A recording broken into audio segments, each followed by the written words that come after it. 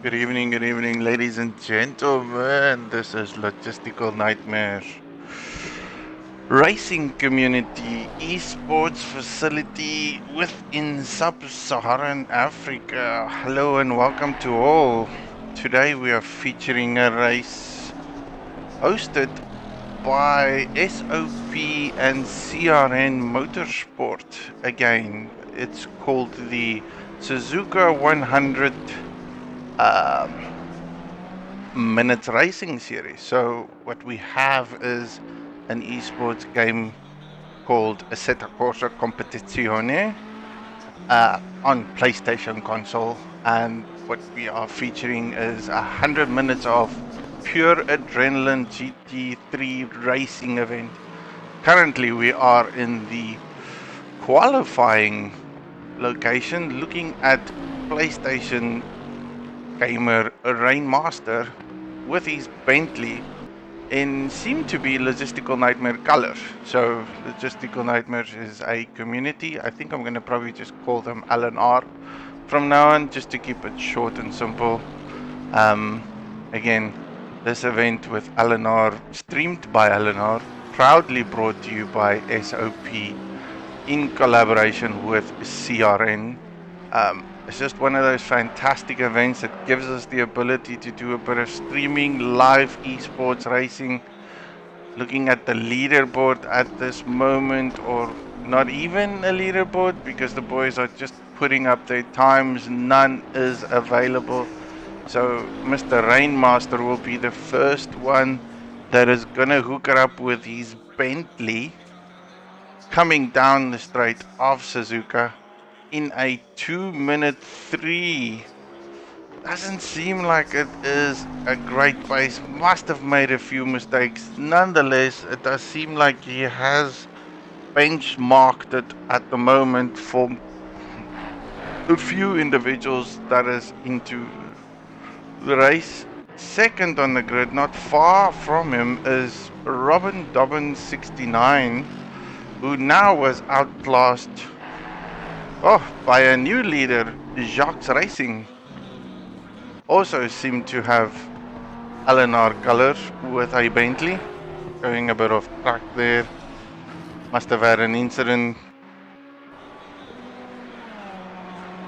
Back to the number 3 guy in his Mercedes. Oh, beautiful looking car. So I'm probably gonna hop around a lot of the orange and black featured cars because they are LNR drivers or drivers from the community, Logistical Nightmares. But then again, I'm a man that loves racing. I'm gonna look at every location, point, every individual that attracts me. And again, for those guys that are not aware, ACC is the new esports community racing game that can be done either on PC or on console. We are proud and privileged tonight to actually have a look at the console side of it. So, viewers out there, say hi, don't be shy. Let's kick it up a steam. I like it when you guys chat. Keeps me entertained. I am the only guy at this moment that is commentating. I don't have co-commentators. I'm not lucky to have co-commentators. Would be amazing if I can.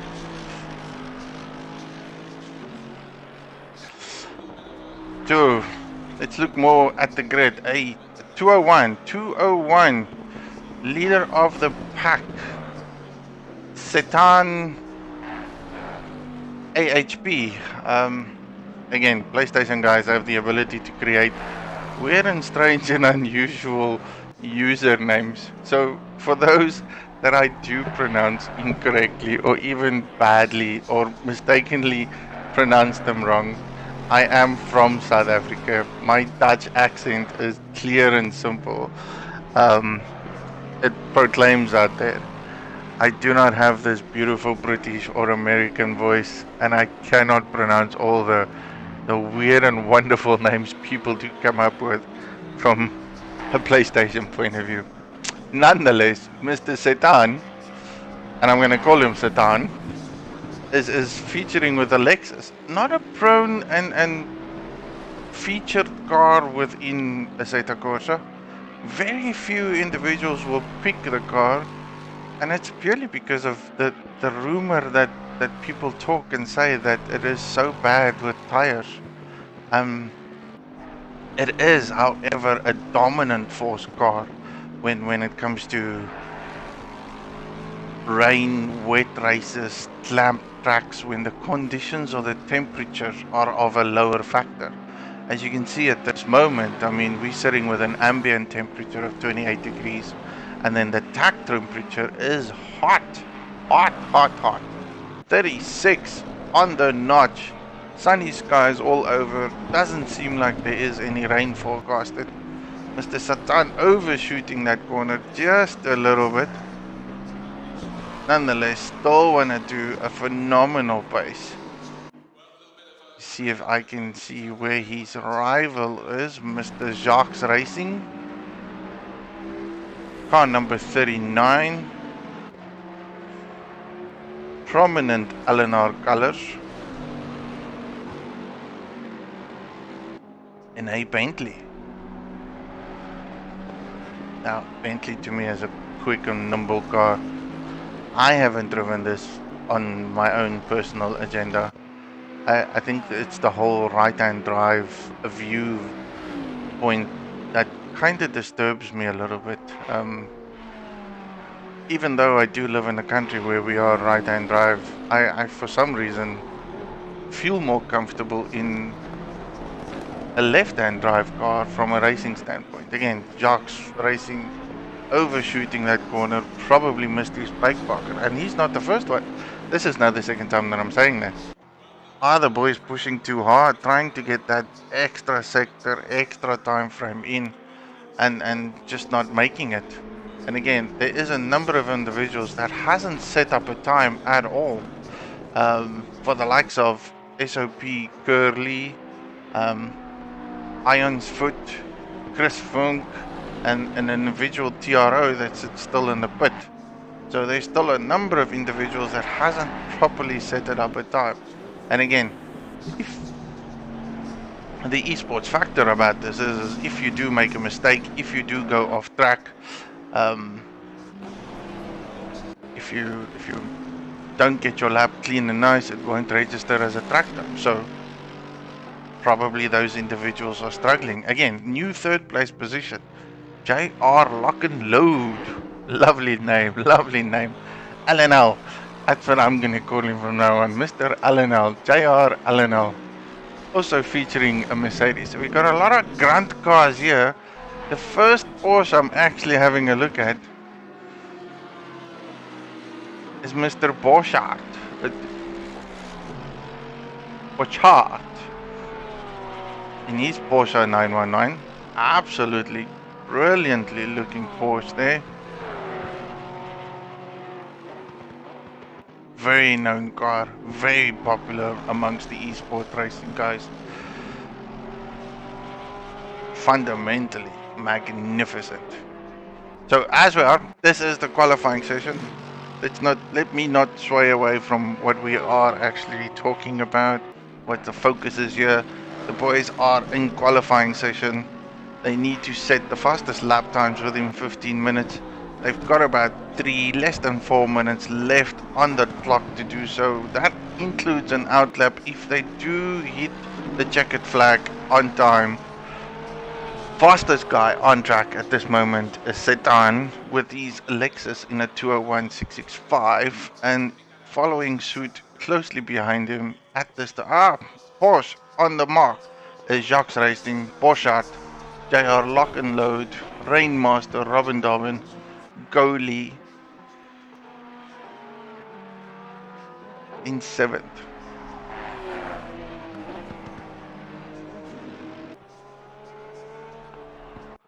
And again, not very popular, a Ferrari. We got a couple of Ferraris here on the clock. Goalie seems to be the fastest man on a Ferrari at this time. A good 1.5 seconds down the leader space, coming through Spoon, all the way to crossover. And this is just a bridge crossover, straight follow through. Hit your corner apex marker and just dive into that corner. A lot of people on the streams. Welcome to Dave and Hannes and Baggy and Mr. Shoot.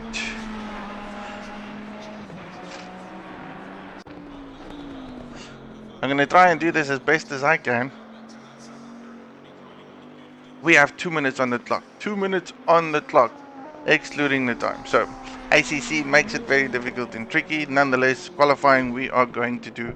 Then I'm gonna do a little bit of ad breaks in between, because again, I have to go out of the actual event itself and then return when all the cars are ready for races. That might take a little while, so I've got a couple of tricks up my sleeve. I hope it works. It's the first time I do this. We will see how that goes. Goalie looking nice and elegant over there. The closest Ferrari he has is Chris. Ooh, no, that was just someone hitting the wall over there. And Chris is in car number 315, sitting currently in 9th position.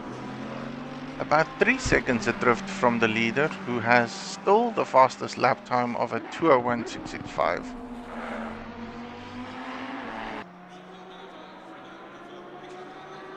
And I don't see any other Lexuses besides the one from Ayugari. I'm gonna call you Kudo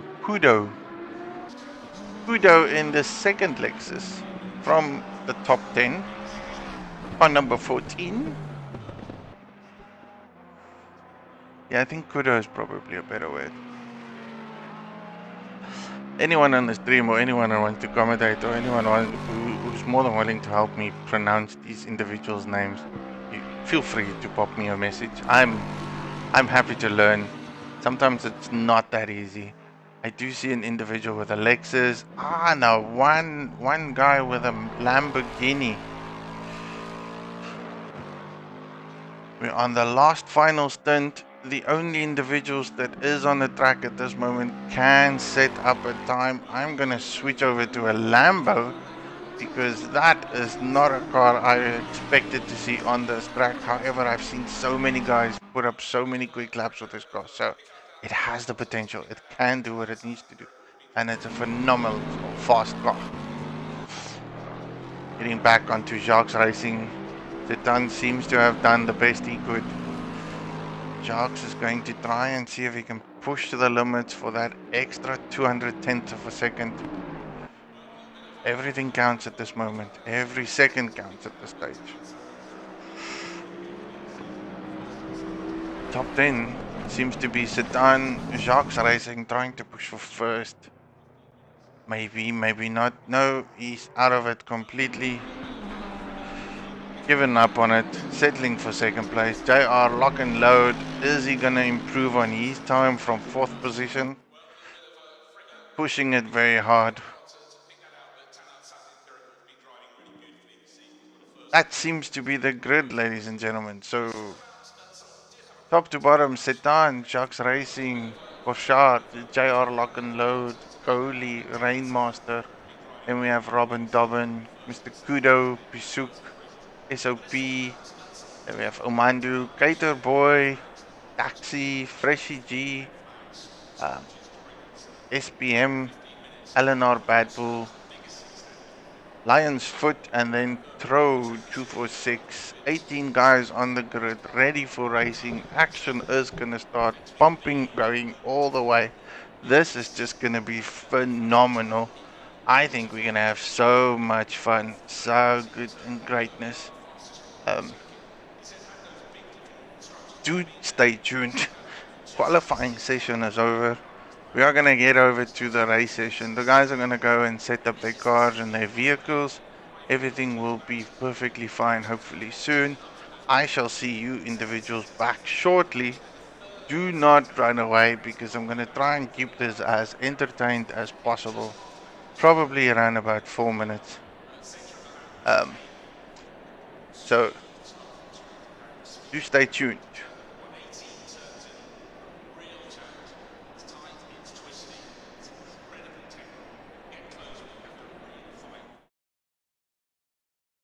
remains relatively unsanitised by modern safety standards. It's an old school circuit, laid out in a figure of 8. Make a mistake here, and a gravel trap will usually punish you. The first section is the most challenging part of the lap, a tricky double apex right-hander, the entry of which is taken flat out before gradually tightening. This is where Ayrton Senna infamously drove into his bitter rival Alain Prost, settling the outcome of the 1990 World Championship in Senna's favour, after officials refused his request to move pole position. It's also where Kimi Raikkonen memorably swept past Giancarlo Fisichella on the last lap to win the thrilling 2005 Japanese Grand Prix after starting 17th on the grid. From there, the drivers accelerate uphill through a sequence of snaking S-bends, left, right, finishing with the long left-hander of the Dunlop curve, trying to carry as much speed as possible. None of these corners is taken at full throttle, so this is the section where downforce is king and Red Bull stands its best chance of carrying the fight to Mercedes and Ferrari. This is also the part of the circuit where Jules Bianchi suffered his horrendous accident during the 2014 race, after losing control in wet conditions and colliding with a recovery vehicle. Next come two tough and quick right-handers, the Degner curves, both of which require the drivers to ride curbs that can unsettle the car and easily cause a crash or lead to a time-sapping wide moment through the gravel. From here, the cars accelerate underneath the circuit's flyover and through a flat-out right-hand kink, which is where Daniel Kvyat obliterated his Red Bull after mistakenly touching the grass while turning in during qualifying for the 2015 race. Survived the kink, and he reached the hairpin, the slowest corner of the lap, and a rare overtaking opportunity, something local hero Kamui Kobayashi took full advantage of during the 2010 race here, ambushing several drivers with daredevil late braking manoeuvres to finish 7th in his Sauber. After blasting around a long, curving, straight that's not really a straight, the cars descend on Spoon Curve, another difficult double apex corner that ruthlessly punishes mistakes. The entry to both parts is fast, and there is simply no room for imprecision, as Damon Hill and David Coulthard both found to their cost while trying to stop Michael Schumacher winning the damp 1995 race. Make it through that section and the drivers can relax momentarily as they blast their way back towards the start-finish line. Respite is only brief, however, because next comes 130R, probably one of the most famously fearsome cornering challenges in Formula 1. Well, it used to be, before the left-hander was re-profiled and made less daunting. Le Mans legend Alan McNish suffered an enormous crash at the old version of this corner during qualifying for the 2002 race. These days, it's a simple, gentle kink for F1 cars. Exit 130R pointing in the right direction, and all that's left to negotiate is the final chicane, which carries the cars right, then left. The entry is difficult to sight, as the track drops rapidly downhill after the first part, before carrying the cars through a long, arcing right-hander to the finish line. This chicane was the scene of another of F1's infamous Prost-Senna moments, when the two legends collided while disputing the lead of the 1989 race. Senna's disqualification from victory that year settled the championship in Prost's favour. Drama is usually never far away when F1 comes to Suzuka.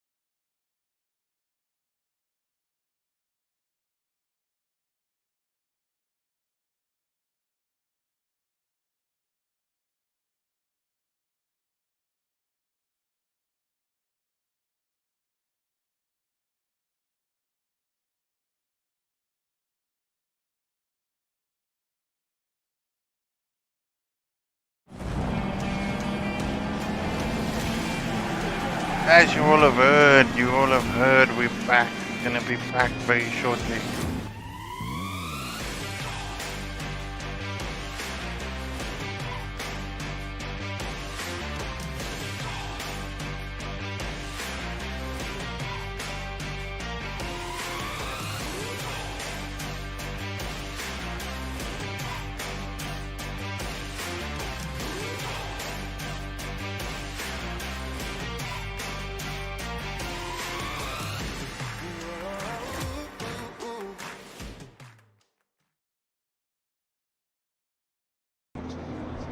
Hey, good evening, ladies and gentlemen. We're back. This is the outlap of Suzuka. Boys are ready. Fingers crossed. Let's hope that we get a clean race through corner one. Clean entries through the S's. And then everything runs smooth and well for these guys. Again, this is 100 minutes of racing. So, lots to compete against. As you can see, these individuals have to do 2 mandatory pit stops. Whether they have to change tires, whether they have to put in fuel, this is probably all to their discretion. So we're going to see lots of different strategies, lots of different conditions. Again, I know cars like the Bentley, the Mercs, they have big tanks so they can go longer stints. Guys like the Lexuses might have lots of troubles with the tires. Again, instances for the Porsche, if we see Mr. Porsche out there, if he pushes too hard, he's definitely going to struggle with these tires for a short period of the stint. How many tires these individuals have, I can honestly, I don't know. So I am very keen to have a look and see what's going to happen, what is going to who's going to win by who. If I was a betting man, I don't know half of these individuals. So I'm going to just scream and shout for the LNR boys. So Jacques Racing, Coley, Rainmaster, Robin Dobbin, of course LNR Bad Bull. Those are the LNR drivers, the ones that I can see off the bat. So my vote is for them. Again, anything can go. Lots of pressure. Cars are lining up side by side, so we're getting close to the actual start of the race. Looking at the front of the grid, these guys cannot exceed more than, I think, 70 kilometers per hour. Again, it's all something that can be set and tweaked within the car. They gotta come down this racing line individually, side by side, 1 to 18. If you are not in your line, you will get a penalty, drive-through penalty. If you exceed the speed limit, everything goes silent. You wait for the green lights. And away we go. Green, green, green.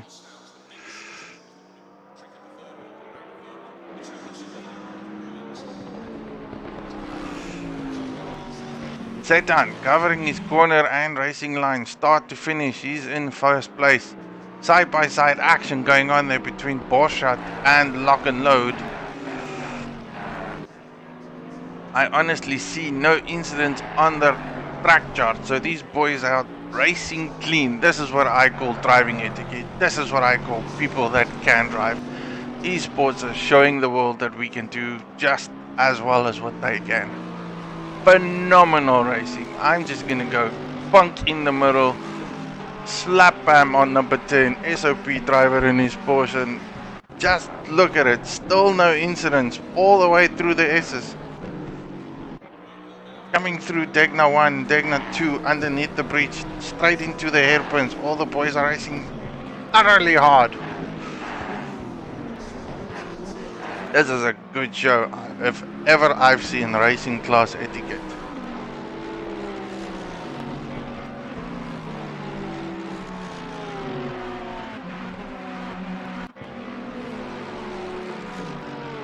Back-to-back action. These boys are on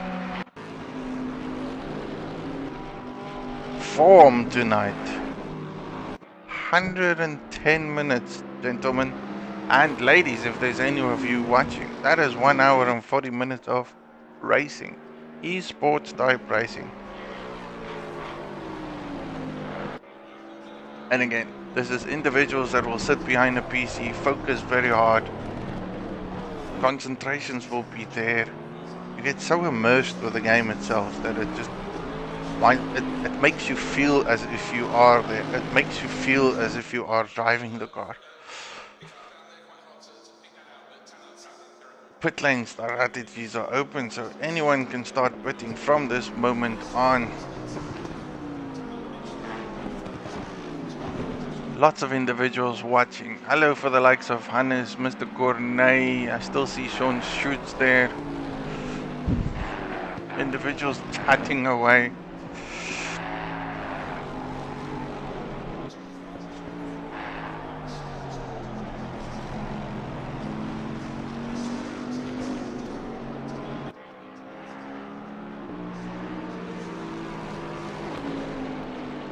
What is your view?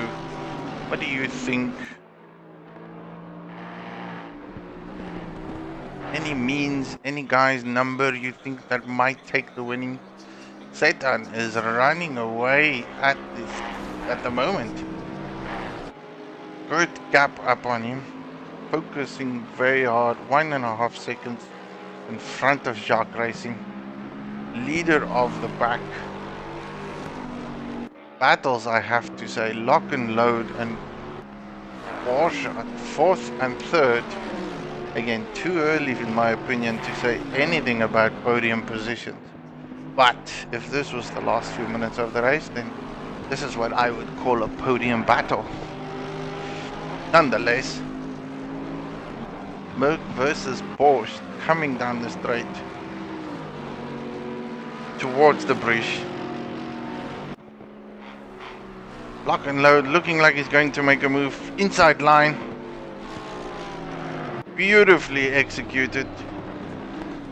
A little bit of aggravation shown there by Porsche, or maybe it's just lack of respect. Nonetheless, that was a well executed move. Coming from lock and load, took the position. Is Porsche going to fight back? Because he is probably not going to let that stand as it is. I see a lot of guys on the stream voting for Jacques Racing. I think he is a man to beat, a man with absolute great caliber of driving. He has the potential to win. He has the ability to win. Nonetheless, he is slowly losing pace against Setan. If I look at the deficit timer there, he's now 2 seconds behind him. Battle at this stage is the Merc versus the Porsche for 3rd position. And the more these boys battle, the further away they will get from Jacques and Setan, which will probably suit them because then they can just focus on their race. Not far behind them is Rainmaster in 5th position. One individual's in the pits already.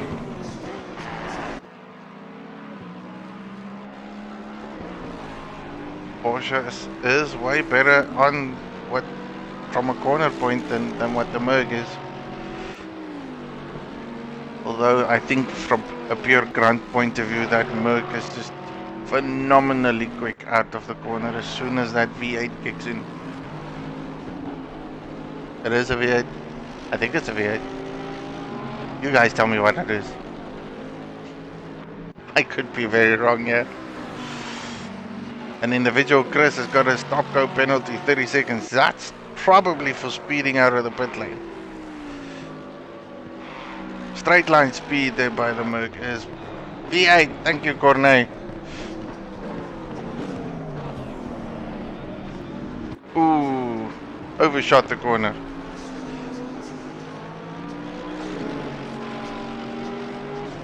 Giving the position back, lost so much momentum now. Now he's got to fight all over again just to get that position back. Lock and load must not be happy with himself, that is for sure. That is when you just miss your brake marker, overshoot the corner, lose all your momentum. Now you got the whole straight line from that you just have no speed.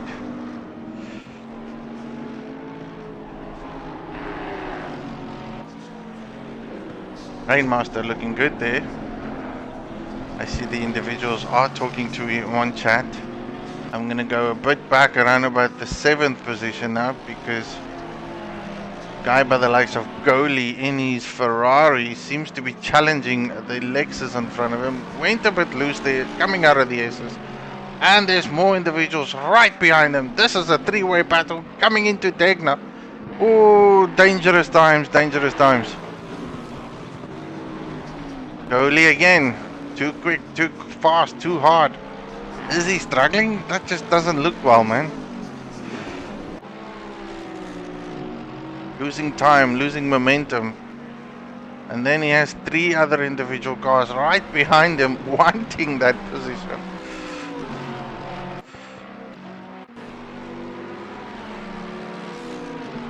You have the likes of Robin, Dobbin, SOP. Guy go off the track, that Porsche.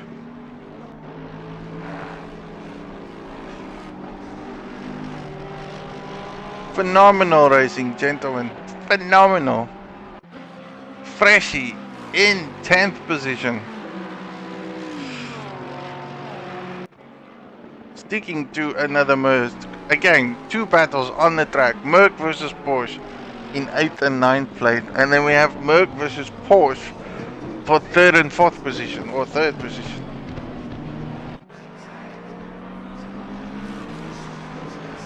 Mr. Shoots on the track, aka Skitty, indicates that the Ferrari is just a terrible car for this track. I'd love to hear your opinion why you would say so, man. I have never taken the Ferrari on this track. I do believe that the Audi is phenomenally quick around here. So is the Lambo. I mean, I've seen some heavy hitters put serious pace down with a Lambo.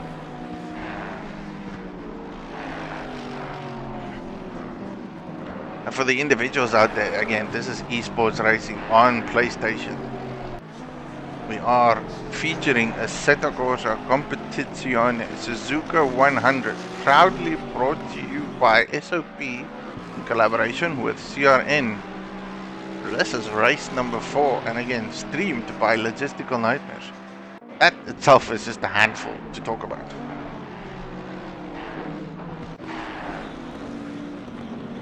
Seems to be settling very well there. Back to 4th position, Mr. Lock and Load and the Porsche. More battles. I hate to say this, gentlemen, for a stream kind of point of view, I go find wherever the battles are. I look at those telemetry numbers, and if I see close numbers, that is where I'm going to zoom in, because I want to see good racing. I want to see side-by-side racing. I love to see just door-to-door contact racing. And again, the more I speak, I do apologize. Anyone on the stream, if you guys think I need to tone down my voice a little bit, if you want the race bar sound a little bit higher, just let me know. I can tweak it here so that it just sounds perfect. At this time, I'm listening through my headset, and my volume I can tune up for myself, but it doesn't reflect what it is on the stream, so I don't want you guys to just hear me. Sounds good. Thanks, Gournay. You are my sound genius.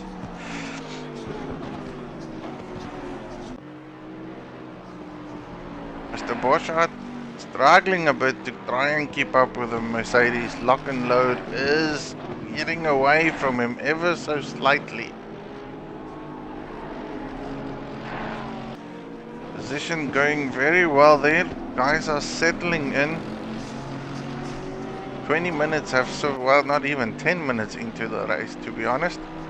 10 minutes into the race. Another 1 hour 29 minutes. That means I've got a lot of things that I need to talk about. My knowledge of racing is phenomenally very limited. I'm just kidding. Going back to the race. Yeah, in Mr. Amuda 74, also in a Ferrari, trying to chase down Lion's Foot in a Ferrari. Plenty of Ferraris on the track, making me question that comment from Mr. Sean Schultz that the Ferrari is not the best car. Whoa! twitchy there.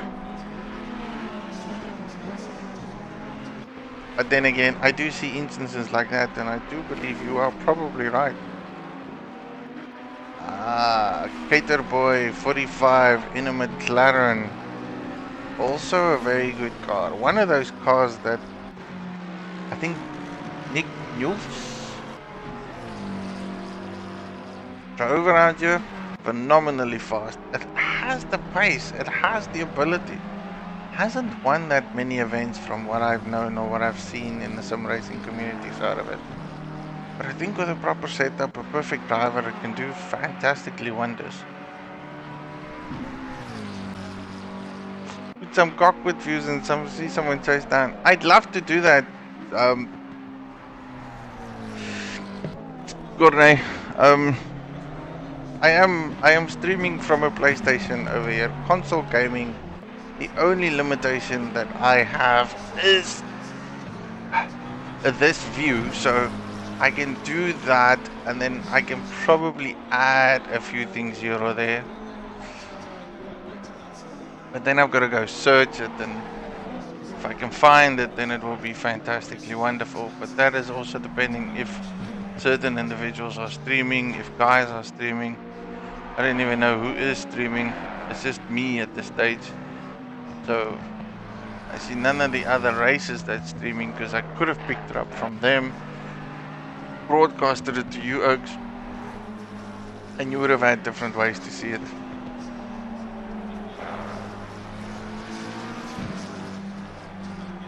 I mean, for 30 frames per second on a console at this stage, well, I have a PlayStation Pro, so it's a bit more frames, but it doesn't look that bad on a streaming point of view. I think graphics wise, it's gonna be a phenomenal game when it comes into PlayStation.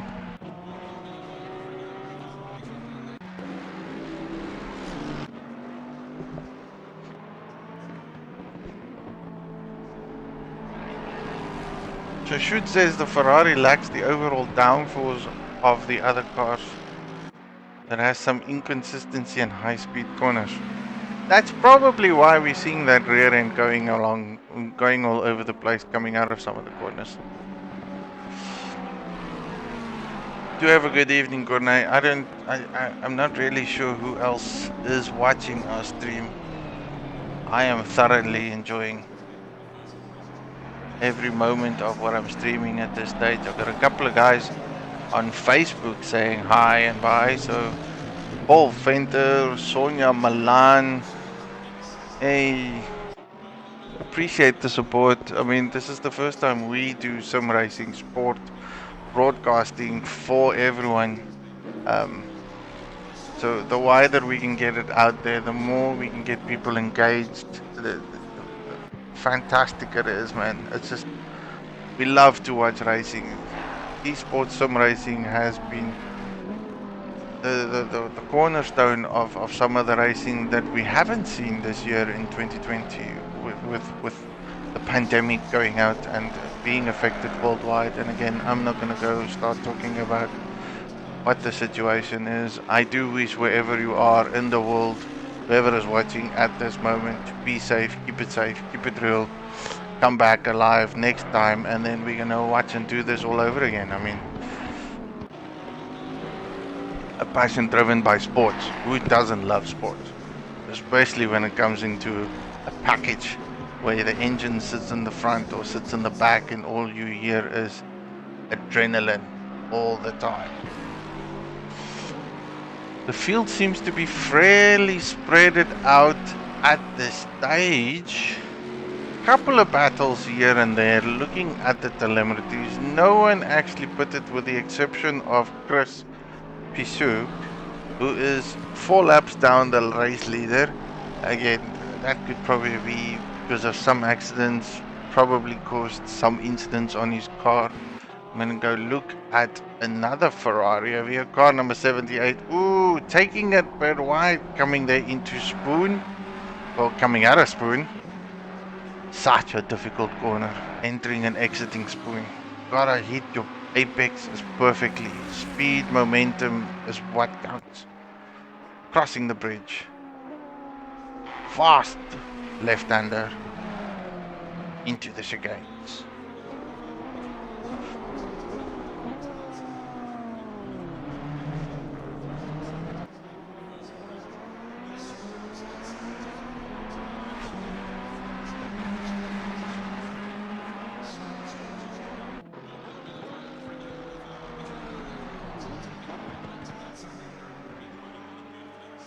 So, where are we? Freshie trying to chase down LNR Battle, also in the Ferrari, double Ferrari. Seems like lots of LNR colors on the map. Again, happy supporting over here from myself. Proud supporter of the LNR community, boys. Are phenomenal racers all the way from South Africa, most of them. With the exception of LNR Bad Bull. Personally, I do know that this guy is all the way from Australia, so it is early mornings of the hour for him. Grabbing onto a console racing and then hitting the racing scene, which is phenomenal. It just gives you that aspect of what we can do from a sim racing point of view. We can cover all corners, venture all areas. Doesn't matter who you are, where you're from, we can all meet on one track with cars, especially probably better in the one track, different cars, and then have a fantastic race together. Side by side action. Chris still in the pits. Given up on his race. We started with 18 cars. It seems like we only have 17 left. Let's just hope we don't lose more cars as we progress throughout the race. It's always good to have everyone start and finish in the race. But then again, this is motorsport. Within motorsport, things can occur. Engine failures, differential failures, more mechanical failures, or should we say computer box failures.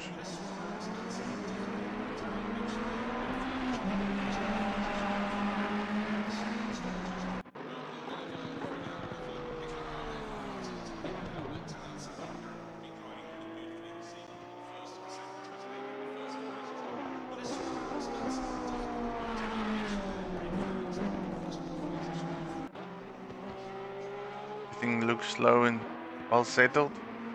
We go to the leader of the pack, who I haven't seen in the last 20 minutes. He's got a good 4.5 seconds lead on Jacques Racing. Seems to be driving very consistent, heading into Spoon. Taking his time, making sure he doesn't overshoot the corner. Goes a bit wide there, nonetheless, heading down that.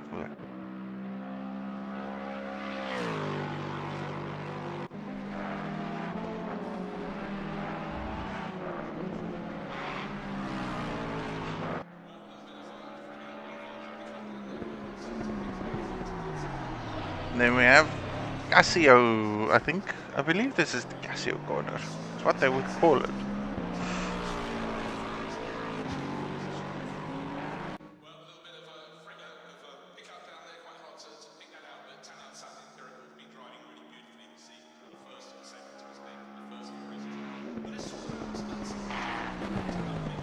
Again, all those background noise, this is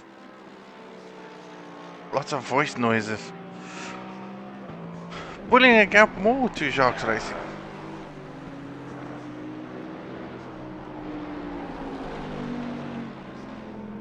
Jacques going through Snake. Or the S's, as we all know it. Just a bunch of left and right hand turns. You gotta be so gentle and so smooth through these corners. Too hard on the throttle, too quick on the throttle, and you lose momentum. The smoother you are, the gentle you are to your car, the less you make your tires slide all over the place and move from left to right. The straighter your line is, your entry and exit speeds. Everything is so important going through the S's. I've seen in instances that you can make probably up to a second of time just going through there with minimal mistakes, and then the next lap, as soon as you enter it, it just feels like everything goes wrong. And the minute you lose momentum, the minute it just goes way off wire. If my eyes perceive me as that lock and load there in third position, chasing down Jacques Racing.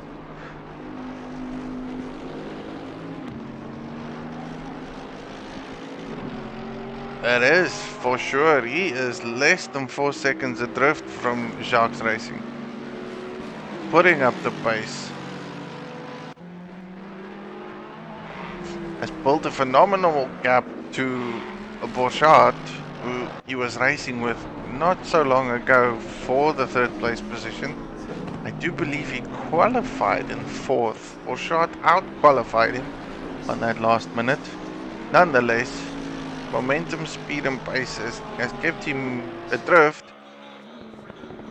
slowly creeping into Jacques. Again, another second off the lap there.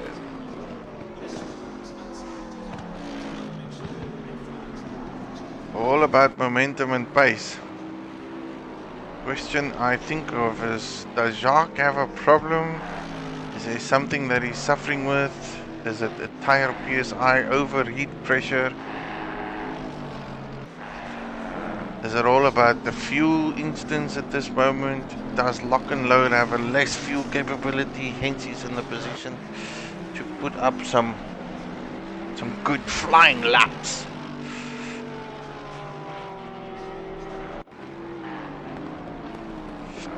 Shoot, only from the USA, that is 100% sure. That is true. We have plenty of people from all over the world. Again, flags up high, everyone, flags up high. This individual, this race is the SOP 100. Lots and lots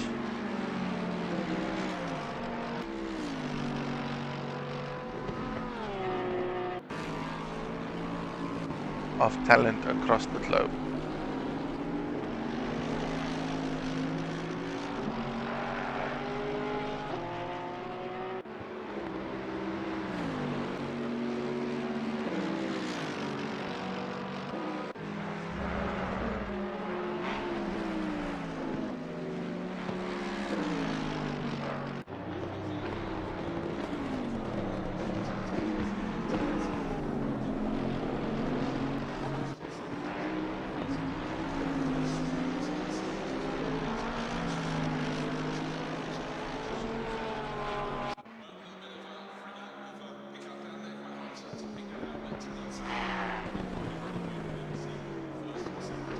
I've been quiet there for a moment because I'm looking at the time limit.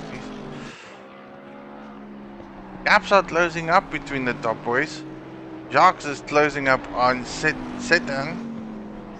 Lock and Load is closing on Jacques Racing. Top 3 boys are definitely going for a race here. This is not over, ladies and gentlemen. If ever you want to see a good final, this is probably where it's going to be. No two ways about it. And again, another Robin Dobbin, currently in 7th position, chasing down the Lexus. Just staring out through the S's. That uphill, good momentum, hitting the apexes. The Mercedes just seems to be so good.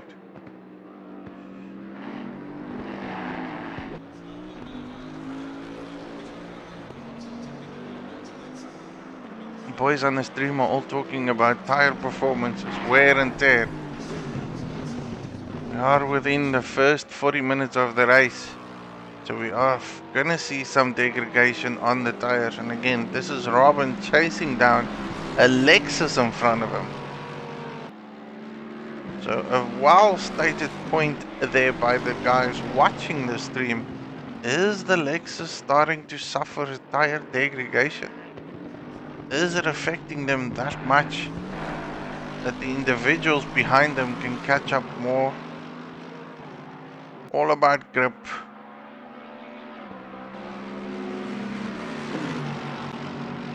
All has to do with how good you can keep your tires last longer. And again, I think these individuals have got still 2 pit stops on here.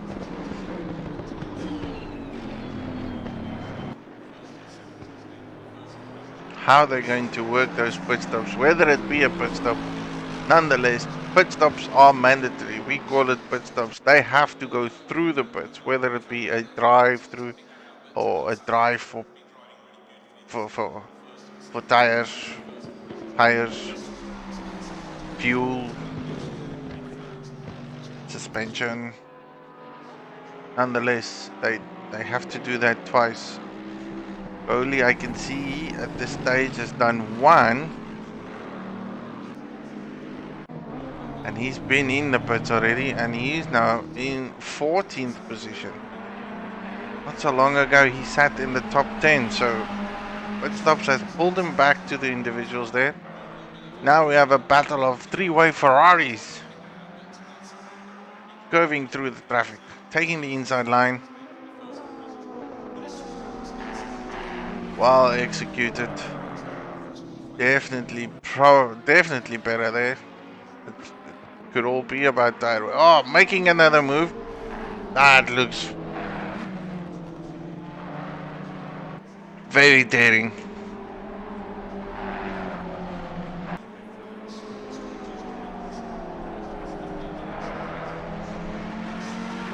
Feel and see the aggression from goalie there. He definitely has the far superior grip, the better speed at the moment. Trying to find a location to pass Lion's Foot. Lion's Foot sliding there through the corner.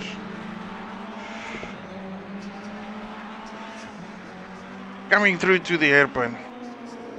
Goalie makes the move, makes it stick. Hits his brake marker. Well executed drive.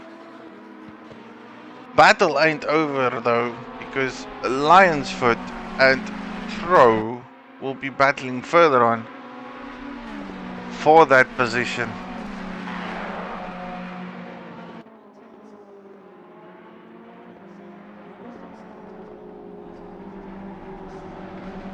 Great moves there by goalie. He has done one of his mandatory pit stops, so he is the only driver till now that has done his mandatory pit stop of one. He still has got one to go. Clear air for him. A great 13 seconds for him to catch up on the 11th position. I'm gonna go and head back to Robin Dobbin again, because this is where the battle was. Lexus versus Merc. I saw an individual go off the track there. Kudo lost position. He probably made a mistake, went into the corner, something went on there. Nonetheless, Robin Dobbin made up a position and trying to run away as quickly as he can from that Lexus. Leaders of the pack on lap 14 are getting closer and closer to one another.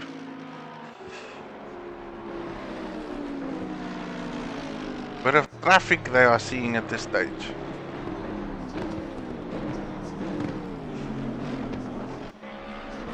Lock and load is definitely lock and loaded here. Coming down the straight.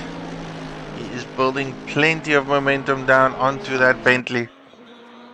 Fighting and curving through all the traffic just to get to closer and closer to Sharks Racing.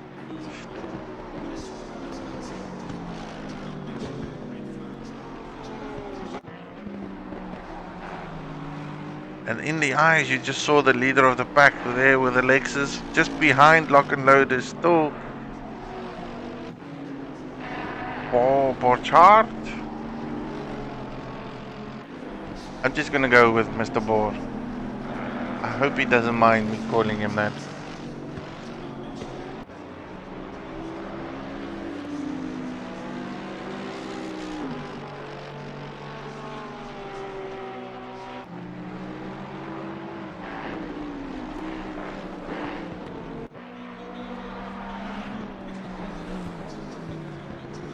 Still great battles going on.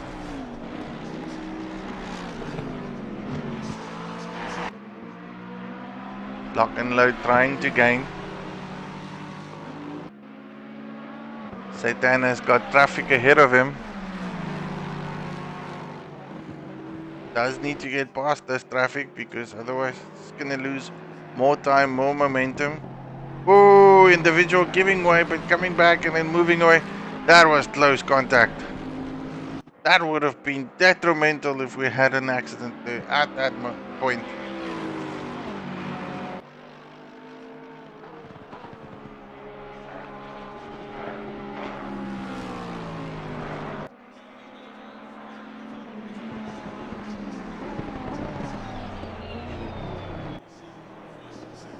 Satan is clear traffic. On the radar, he doesn't have anything in front of him except for car number 14, which is Mr. Kudos coming down first corner. So clear eyes for him. He can build his gap of momentum again. Lock and load, closing the door, slowly but surely. Taking few hundredths of a second away from Jacques Racing, lap by lap by lap.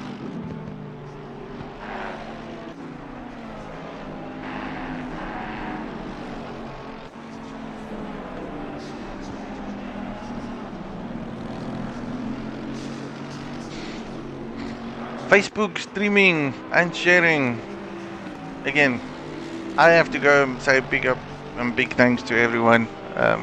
The individuals that has made this possible from a streaming standpoint. Live stream anything. Thank you, gentles and ladies. Appreciate the help and support you have given us at Logistical Nightmares for making this happen and possible at your facility. And then of course LNR streaming always on YouTube. Hopefully this venture will grow and we will continue to stream where we are. YouTube and Facebook join together, trying to make the world aware that sim racing and esports is actually quite fun. Phenomenally great thing to watch. This is a long endurance race, an hour and 40 minutes, but we are doing the Suzuka 100, proudly brought to you by SOP Motorsport and CRN, Clean Race Motorsport Community.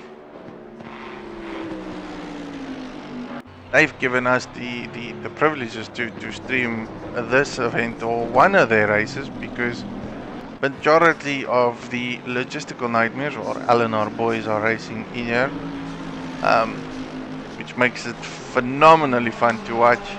There's a couple of names that I know very well of. Again, Jacques Racing is one of them, and he's being heavily chased down by the Merc. This is a battle. Pace for pace, speed for speed. Second position is nail-bitingly quick.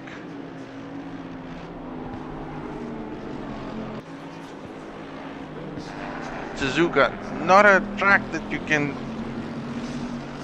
do lots of passing maneuvers or jump into it or side by side. Well, except for the long straight.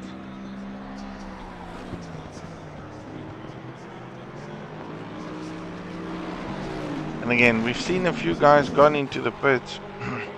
Very little guys are left yet. We started with 18. We are left with 15 drivers.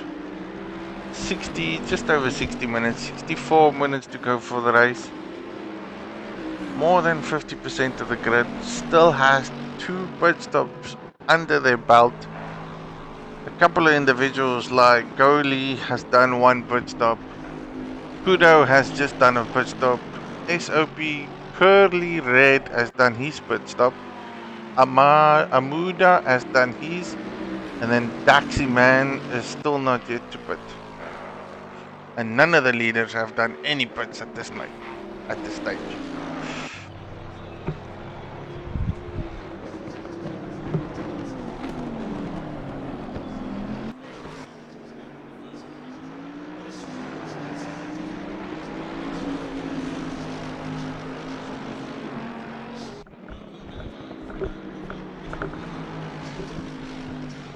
Is Lock and Load going to make a move?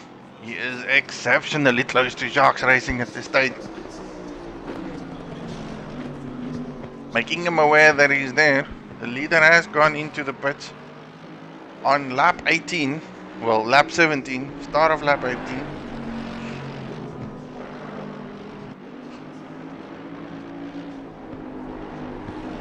Still want to figure out by the guys who's watching the stream, do you guys still think that your money is on Jacques Racing?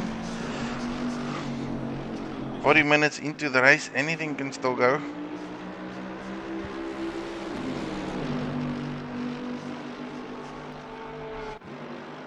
Lovely winter weather here in the northern of UK.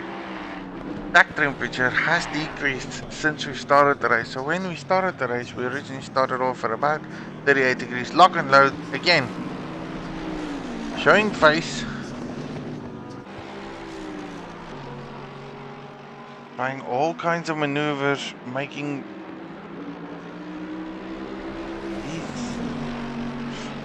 Jacques very well aware that he is there to race, that he is there to compete. To me, it's all about when, if, how. When is he going to make the move? Mr. Baggy is still putting his money on Jacques at this moment. Streamers are being very hopeful. My money is on any LNR boy, personally. Lock and Load, left, right, left, right. You can see the frustration in the way he drives.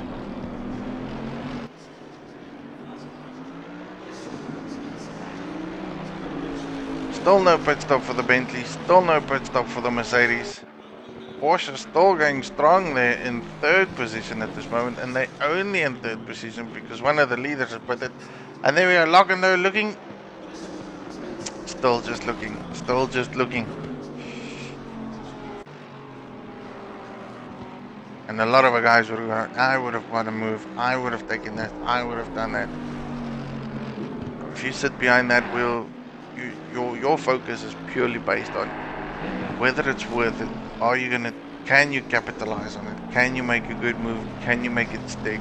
Can you do it in such a way so that you don't cause damage on your car or your opponent's car?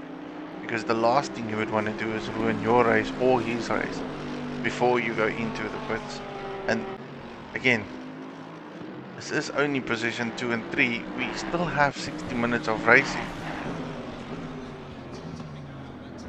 The aggression could be coming from Lock and Load purely because Mr. Porsche is slowly closing the gaps there as well, because he is now just over 2 seconds adrift from him.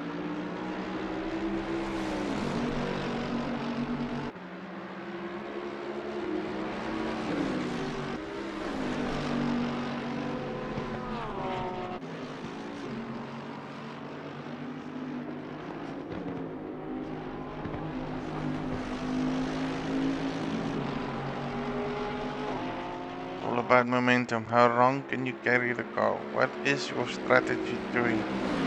When are you gonna enter the pit? Again. Oh!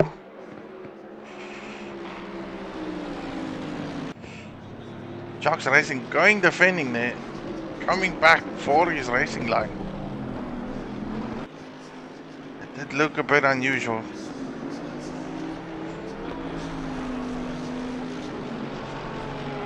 Also pushing heavily, trying to keep the momentum. Lock and Load decided that's enough of that. He's going to go into the pits. So we could potentially see an undercut here.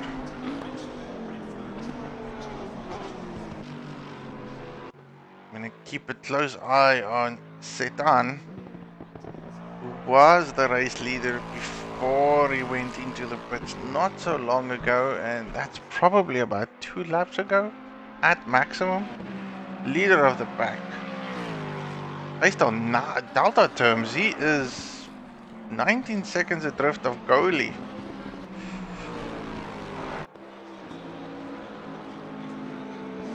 So I'm very curious as to where Lock and Load comes out of the pits, where Setan is.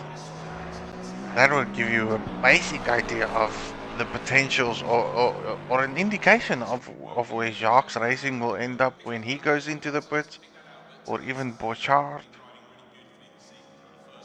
Again, my mind thinks all about strategy. I'm only focused on where can you get momentum, where can you win.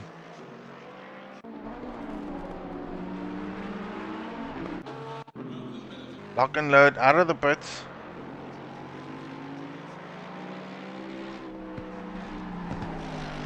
The telemetry hasn't updated yet because I am fairly confident that Seton has gone through the S's now, heading towards Degna 1. There we go, telemetry is updated.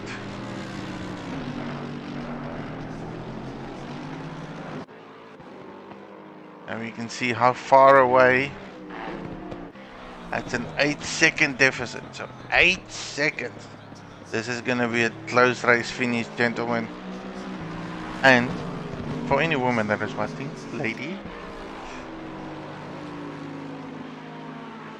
But I definitely foresee top 4 gentlemen, top 4 individuals are going to be racing all the way through till the final last minute. Sunset is approaching. In the corner of my eye, I saw the sun going down. Track temperatures is running at 31 degrees now. Could be venturing into maybe a night race, but just before sunset finalizes.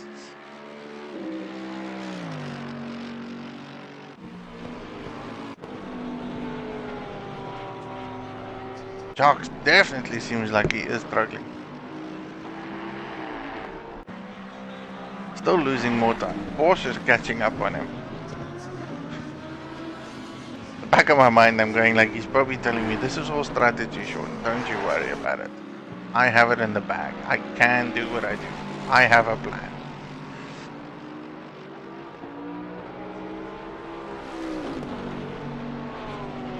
Having raced him so many times, he has outclassed me on so many occasions with strategy, so anything can go.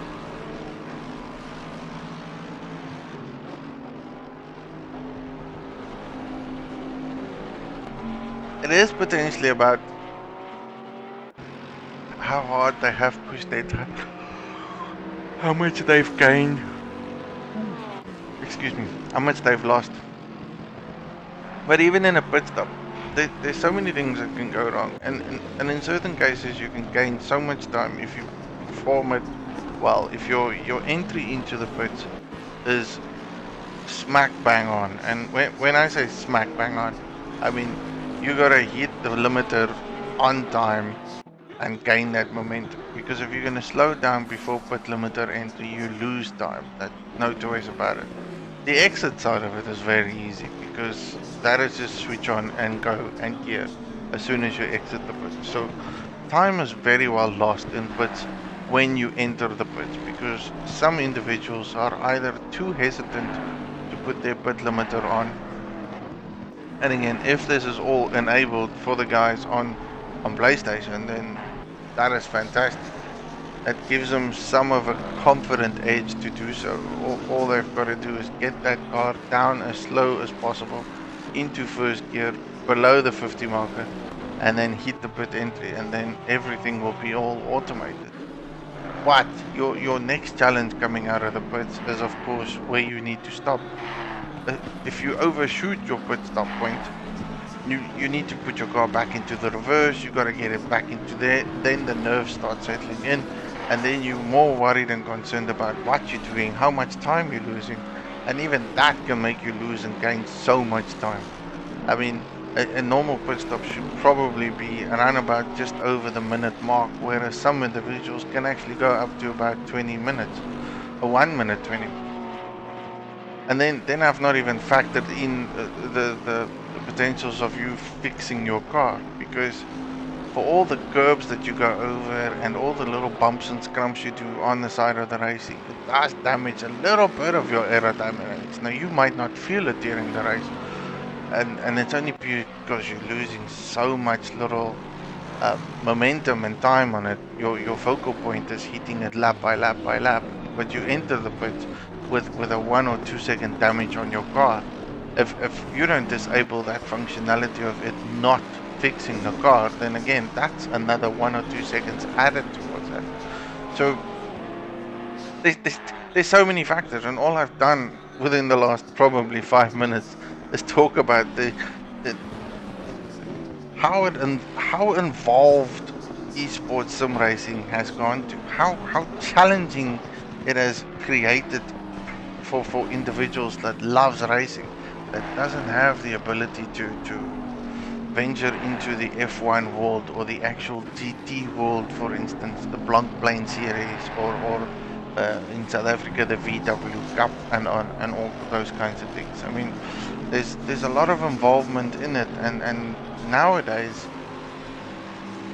sim racing world has just opened up that gap for individuals that can showcase pace, that can showcase racecraft, that has the ability to hold themselves up and prove that they drive phenomenally well, can get up to that caliber. They can potentially be grabbed by individuals that wants to venture them into a real world environment. We've seen that happen a lot in other simulation games, especially last year from a Gran Turismo standpoint in 2019, where so many events was done and phenomenal drivers, world-class drivers, got the opportunity to go do real F3 racing and so forth, and that is just fantastic. That is where that is what drives any individual that picks up this esports adventure. That's what we all want to do. Now, again, not all of us can do that, not all of us have the ability to do so, but the potentials is definitely out there. Sharks kicking up a lot of traffic heading into the pits. I'm going to switch over to the Porsche, who's going to take the leadership now from the race. Still hasn't put it. That Porsche is going long and strong.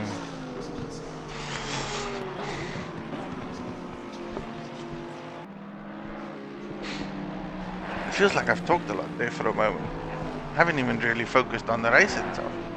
It's just all about esports motorsports. Okay, let's go find ourselves some battles. 18 cars that started the grid, 15 cars on the track. Battles all over the place.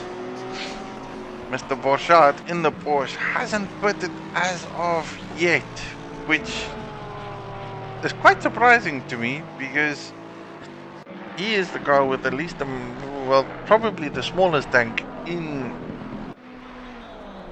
on the grid here. From a fuel burning point, he's probably doing somewhere around about the 2.8, 3.2 mark liters per lap. So he will soon, but I would guess, even if he started with a full tank, he has the ability to go for maybe another 15, maximum 20 minutes at most. And then he needs to look into heading into the pits to fill up the tank, because the car's going to get harder and harder to drive, because as a Porsche, it's very rear-ended. The petrol sits in the front. The more petrol you have in front, or fuel, let's not go petrol. Sorry, my South African accent coming out of there. But the more fuel you have at the front of the car versus a rear-engine car, the stable the car is, especially through fast corners. It also helps you with braking and things like that, because it's very well balanced front to end. But the less and less the fuel tank goes, the harder the stability is, the more oversteered you eventually get into the car, which then makes it harder to put quick lap times. Therefore, you will always have a different setup when it comes to a quali and a race setup, because your qualifying setup will then be balanced for you to have that ability to run with a lower fuel capacity in your front wing. Therefore, you can put the lap times down. But in your race setup, you are mostly running on high fuel, so you cannot have a qualifying setup like that. Now, I'm talking a lot about qualifying setups and race setups and this setups and those setups.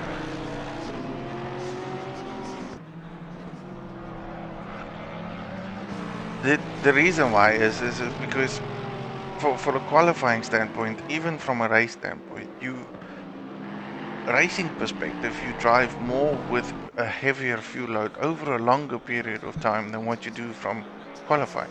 Qualifying is like hot lap stinting. Lap by lap by lap, you put down quick laps as quickly as you can with the least amount of fuel, and you set your car up so that it's balanced for that car, for that fuel load capacity. The minute you get into a race, you need to understand what the car's going to do with that heavy fuel load. Again, your brake markers change, your brake positions change, your tire pressure changes. How you enter and exit a corner changes differently. How you steer a corner is differently. You can probably use a bit of understeer just to slow the car down coming into the corner, but then you need to make sure that you can accelerate faster getting out of it. So there's a lot of balance and twitching and tweaking going on. And again, Assetto Corsa Competizione on PlayStation and on PC gives the guy the abilities to go and tweak their car. All cars, probably in all platforms, doesn't matter which they are, whether it be the Porsche to the Lexus to the Honda to the Nissans to whatever the case may be, is probably on a health latent within a second, maybe two at maximum from each other apart. And that is even if you set up every car on spot, point by point. So I still feel it all goes down to what the driver does during the race, within a race, to make it worth it. How you do it, when you do it, and how you put the lap times down is probably well done.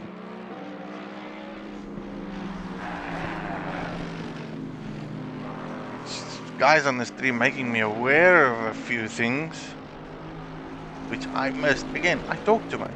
I just end up talking too much. Sharks racing all the way to third, depending on the Porsche heading into the pits. I did say he would go into the pits within the next couple of minutes. My estimation was about 15 max, but he did it within 5.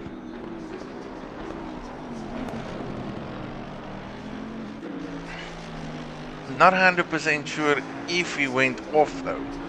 Does seem like he is about 5 seconds adrift from the Mercedes.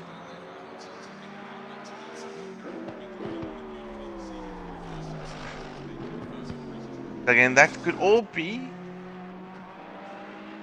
but strategies, fresh tires. Now it's all about what are these boys going to do in the next 45 minutes. I still see a number of guys that needs to go into pit. The only individual on my radar that hasn't pitted yet, but that has done all these pit stints, is Goalie.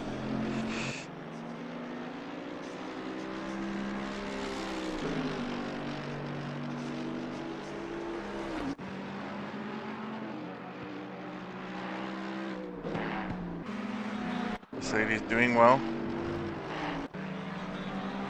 Jacques does seem like he is closing the gap a bit, but still a 4 seconds adrift. Still got that 2.3 seconds adrift from the Porsche.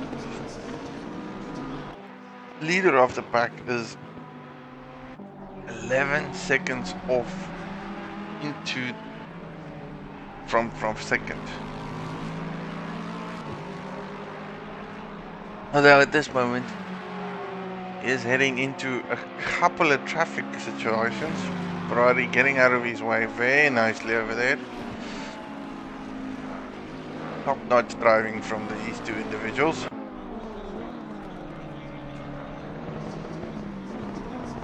Trying to see who that is in front of him. I somehow believe it is one of these Ferraris that are fighting in battle. Yes. LNR battle versus Amuda.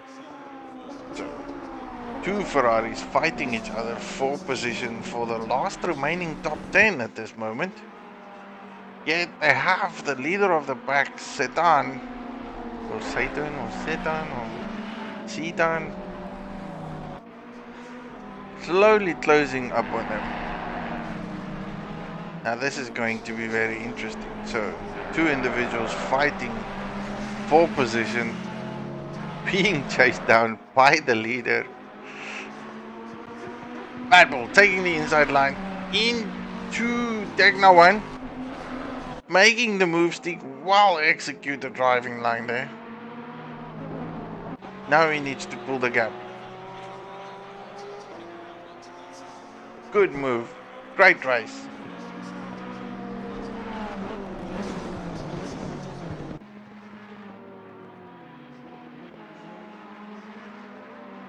Leader of the black sedan closing up on these guys. Mentally aware that there is a battle going on. Nonetheless, he does want to get through it and move on quickly before he loses any more time.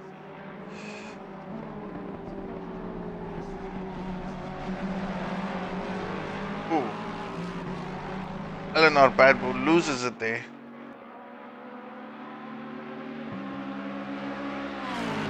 Sedan going left and right to pass the individuals.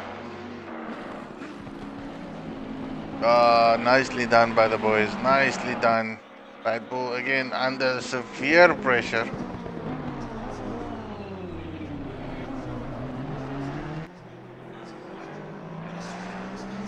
Great driving by the individuals there.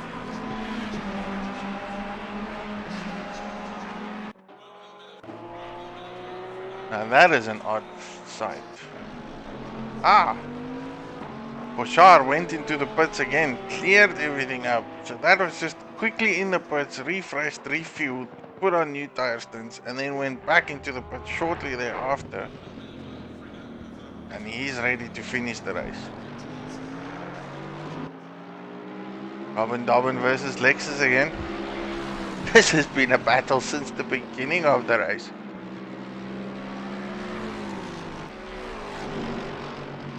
These two have been going at it side by side since they started. Lexus versus Merc, Robin versus Kudo.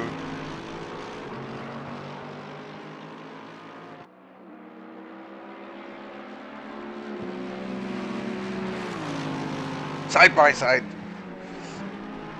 Merc has the better racing line, there's no two ways about it. Nicely done over there, very nicely done. All about momentum, exit speeds, coming out of spoon, creating that long, great drive.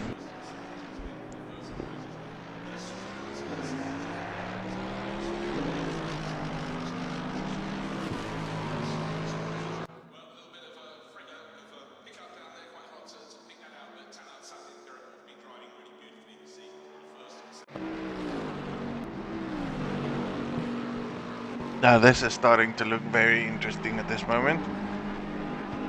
Less than 3 seconds adrift. Sharks Racing slowly catching up. Oh, bad accident there by a Ferrari.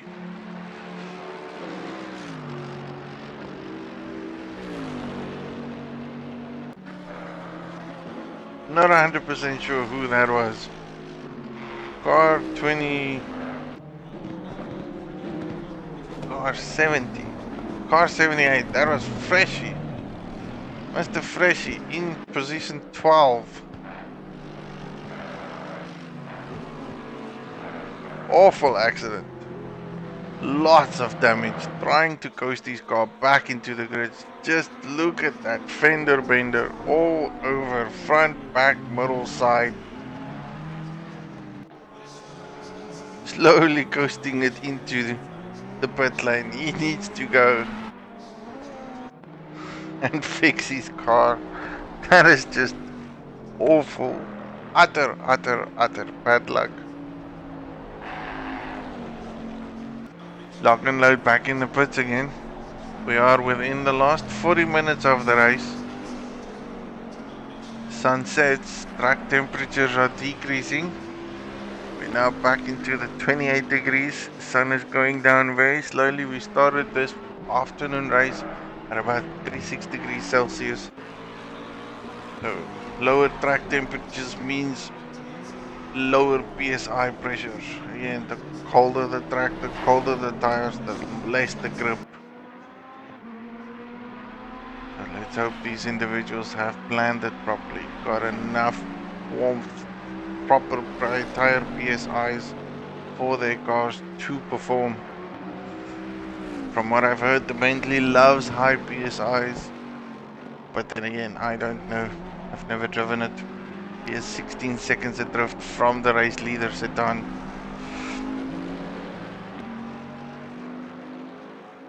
Going to look for more battles, if I can find them, as it seems to be a lot harder now, seeing that there's only like 15 individuals on the track.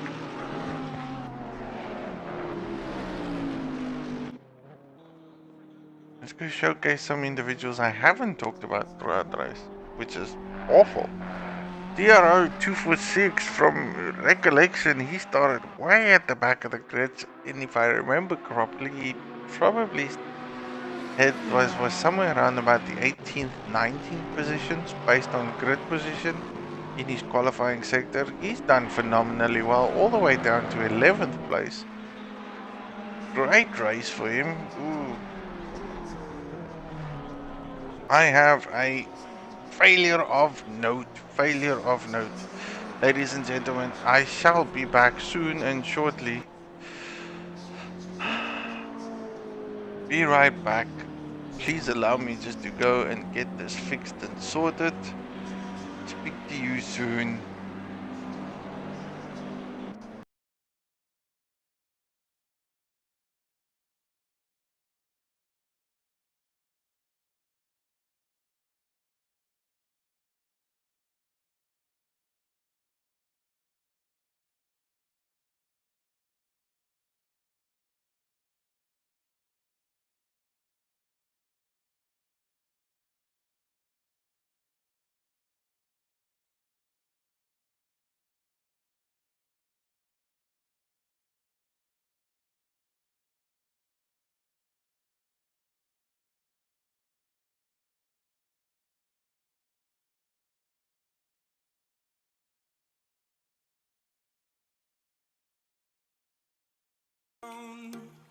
All around this empty town, I'm searching for the lost and found. But you don't care, you're unaware. Keep moving like the scars aren't even there. It's in the air, like a blazing flare.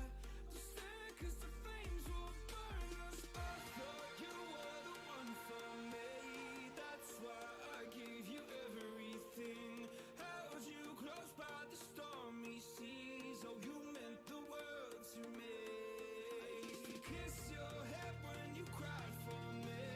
Hold your hand while the pain was over. Keep you warm by the roaring sea. You meant the world to me.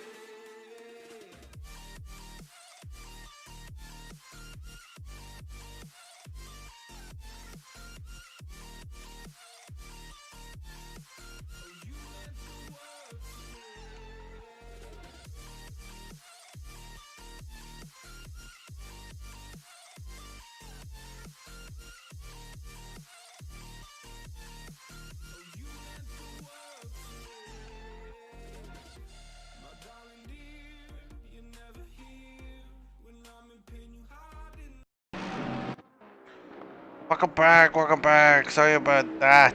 Apologies, ladies and gentlemen. That was just one of those incidents that we didn't anticipate.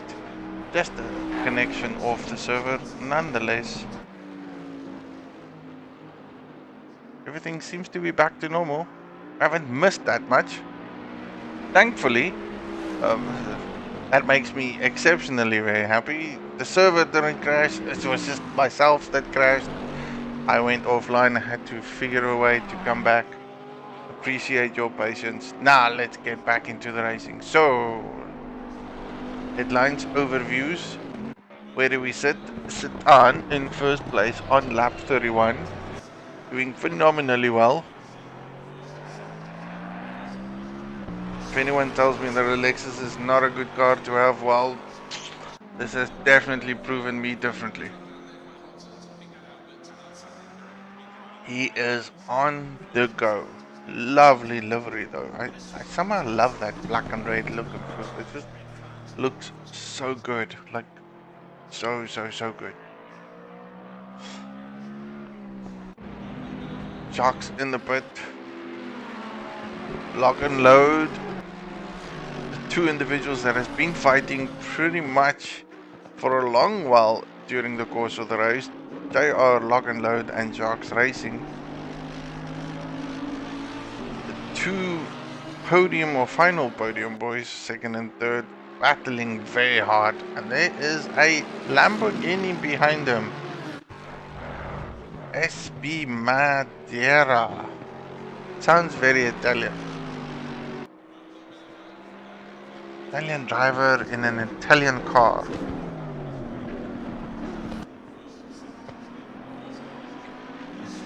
Now it all counts on where these individuals will come up. Jacques is out of the pit. Way ahead of what JR Lock and Load is. That I did not expect at all. At all.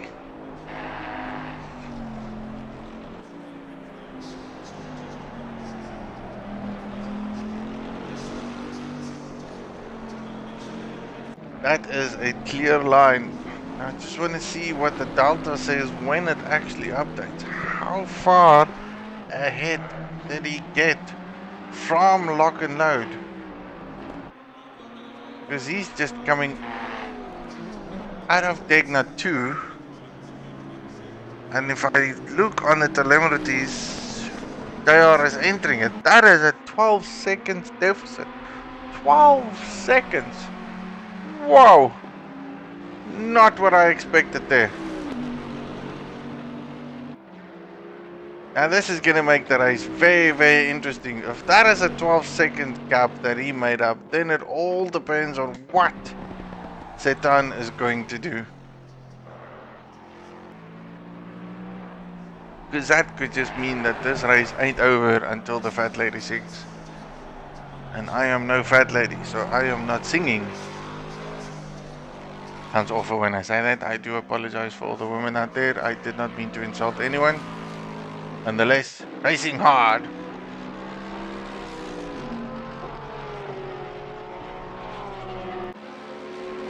Mr. Porsche is slowly catching up Robin Dobbin.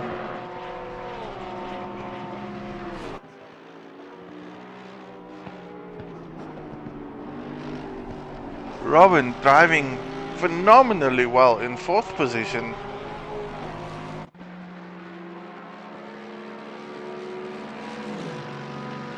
Yeah, everyone on the stream going, money is on Sharks, money is on Sharks, money is on Sharks. I think that pit stop just confirmed and validated all their thoughts and theories. Well done, LNR boys, if that's the case. Nonetheless, we now only have 14 drivers on the grid. We seem to have lost another individual. All started off with 19 guys on the grid. We now have 14 left. 30 minutes to go. Racing is still hard. Robin dives into the pits there, opening up for Mr. Bouchard.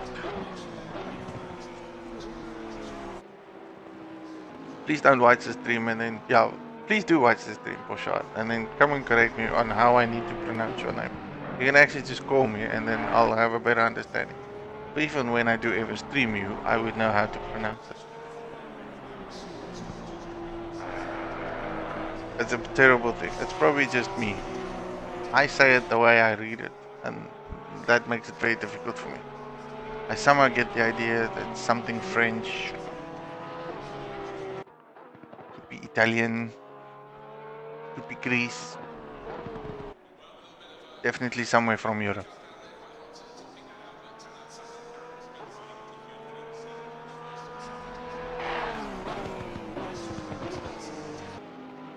Let me see if I can find more battles. I need battles. I need battles. I need individuals to fight. People are saying that. There we go.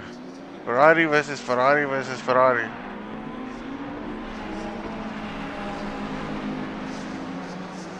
If there is ever something I have to learn, As it seems like the Ferrari, as per what some of the streamer guys and the guys on the commentating say, is not the best track for Suzuka.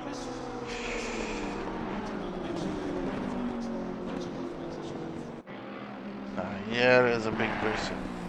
Is that Jacques Racing there?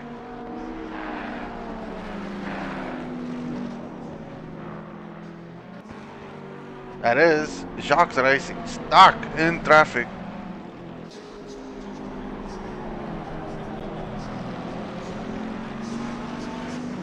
Getting through nicely though. It's all about time here, all about time. Blue flags being waved all over the show.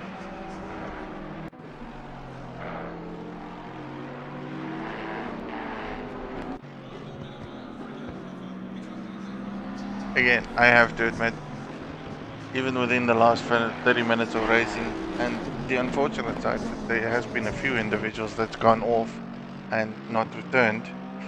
From a racing standpoint of view, this is phenomenal, clean and good craftsman racing.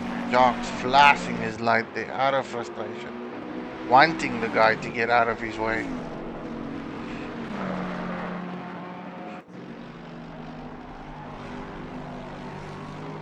At long last, just before Spoon, the Ferrari moves away. Opens up the door again. He's still chasing down. Has a bigger gap on lock and load since the last time I checked. I think it started off at 12, but there is a 61-second deficit between him in the Delta and Sedan. 61 seconds is what he's trying to chase up on. Every second counts. One pit stop still in the mix there. It all depends on what Sedan needs to and has to do in order to keep his lead. Nonetheless, Jacques Racing seems to be the one on the move. No other real close battles here.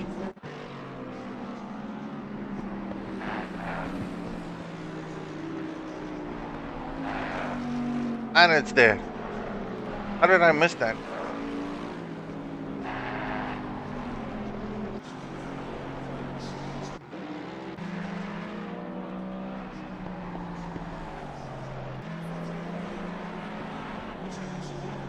Now the individuals on the stream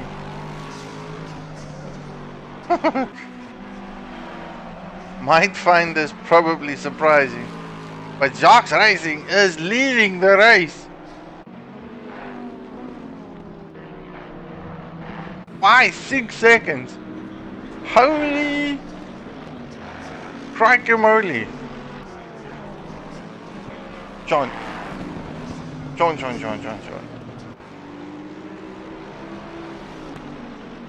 Ferrari off the track. Going back to the new leader of the race. Jacques Racing hasn't been the leader of this race at all for 35 laps. Been chasing the boys in front of him, i.e. Sedan, who's been leading most of the race. And if I say most of the race, we're talking about from start till lap 35, Sedan has been leading in his Lexus. Now he has 6 seconds to make up. 6 seconds to make up to Jacques. Individuals everywhere is probably thinking, what did he do in the pits? Again, money on the back, fresh tires, probably a little bit of fuel. It is cooler temperatures, so we could see a better performance from the Lexus. Jacques coming down the straight, already flashing his lights, making everyone aware ahead of him that he is on the move. He needs to get past.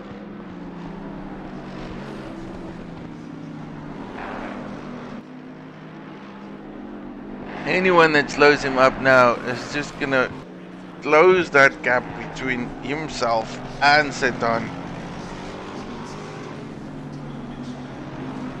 This is not over. This is not over. I don't know how many times I've said that, but this is not over. Definitely gonna be a good ending. Definitely gonna be close racing.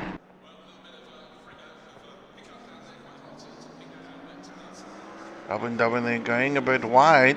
Again, him and Kudo fighting for position as well. Ooh, I have no idea what happened there. But that didn't look good at all. Robin Dobbin missing the hairpin, missing his corner, missing his apex. Probably, nonetheless, Jacques trying to curve his way through these back markers.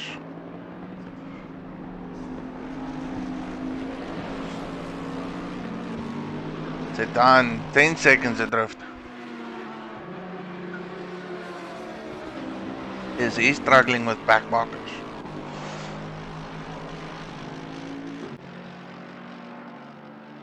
He's gonna have a few on his plate very shortly. 2 of them.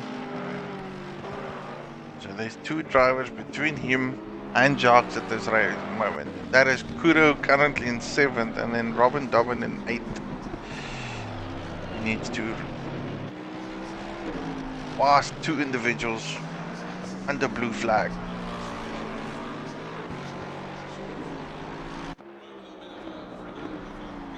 Don't think he's very concerned about lock and load behind him.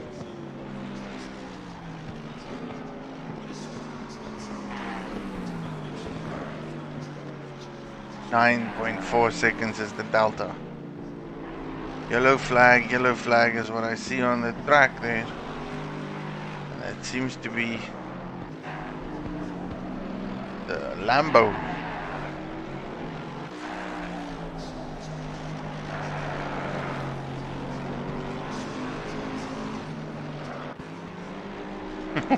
Ten APS, 10 laps. Yes, 10 laps from all the guys that's commenting on the stream. 10 laps. Everyone's doing their calculations. Mathematical calculations is they take it out.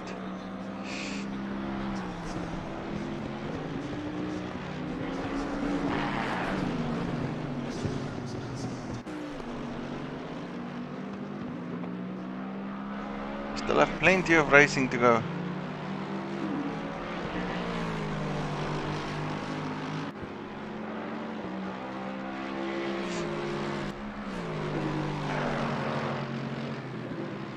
Zidane is closing the delta. There's no choice about it. He is a quicker man. He is on fresher tires. That is a definite. He's even bridging the gap between himself and lock and load and trying to settle score.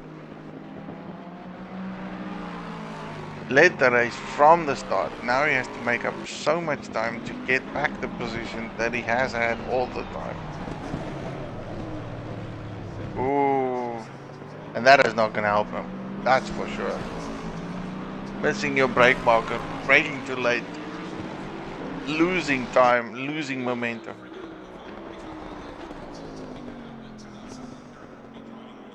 Drive-through penalty for a Ferrari. That instantaneously tells me that someone speeded in the pits. Or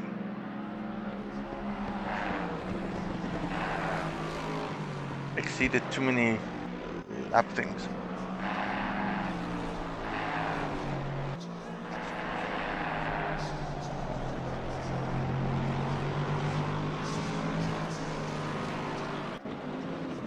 So looking at the status at this moment, top to bottom, first position, 20 minutes to go, Jacques Racing, second place, Sedan, third place, Lock and Load, fourth in the fastest Porsche. I almost said the only Porsche until I looked down the track. Porsche. Rainmaster in the other Bentley, who I haven't really spoken about the whole race event. Absolutely bad of myself, and he's even an LNR driver. Nonetheless, comfortably in 5th position. He has a fellow LNR driver, Coley, in 6th, Kudu in 7th, Robin Dobbin in 8th, LNR Badpool in his Ferrari in 9th, finishing up the top 10 is SOP Curly Red 12. I hope I read that right. Giving some individuals some screen time, because I haven't really talked about them.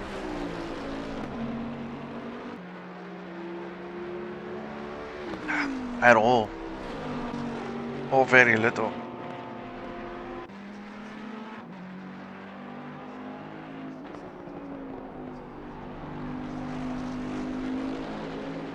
He's being caught up.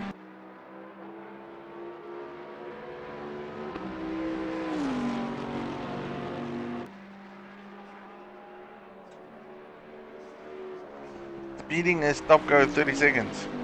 Probably. I cannot argue with that. It's exceeding track limits. It's probably giving you a drive-through penalty. Cut it way too many corners on the track in the duration of the race will probably get you a drive-through penalty.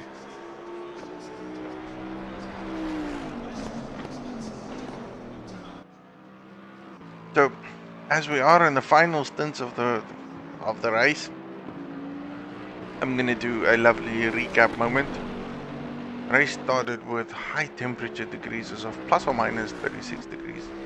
We are doing the Suzuka 100 race, proudly brought to you by SOP Motorsport and CRN. Again, collaboration between those boys bringing this event. Lots of guys racing tonight. I can definitely assure you that. I think in total we're probably doing more than 60 drivers that actually partake tonight in this event, with different lobbies, different classes, different elevations of driving etiquettes. I got the ability or the privilege to actually stream one of them, which is of course most of the LNR drivers or Logistical Nightmare drivers. So Jacques Racing is one of them. Rainmaster is another one. Goalie also another one. Robin Dobbin, LNR Bad Bull, Fressy G sitting there. I know him in 13th. So plenty of great drivers from Logistical Nightmare. Big thanks to SOP and CRN for making this possible. I actually had fun watching this race because, again, lap 1 from the word go was as clean as I've ever seen. Fundamental, lots of respect between all these drivers. Zero incidents in lap 1 that I didn't see, which is so good to see. I mean, it's always fantastic when one sees respect between drivers, especially at the start of the race. Definitely these gentlemen were very well aware that this is a long endurance race, which will happen over a long time. Therefore, you will not win the race in one corner. Looking at the Delta, Daytona slowly closing the gap though. There is a 5.5 second gap now. He is 12 seconds adrift from Lock and Load, who's in the third and final podium, and then Borchardt is in 4th position. Started off with about 18 or 19 drivers. We are currently only have about 14 left. One driver, Taximan, is sitting with a drive-through penalty, purely probably because he has had a few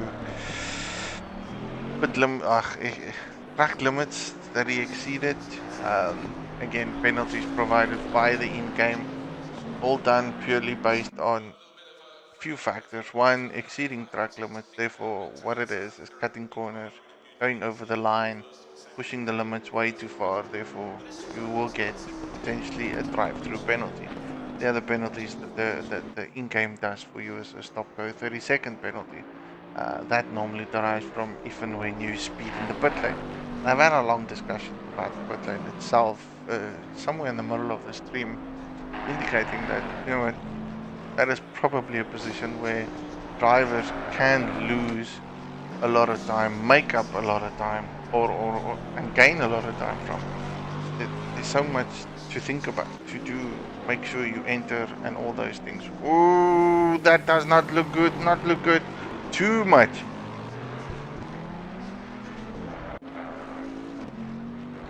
Pushing too hard there, pushing, oh, and again. Too many mistakes there. Satan is pushing and pushing.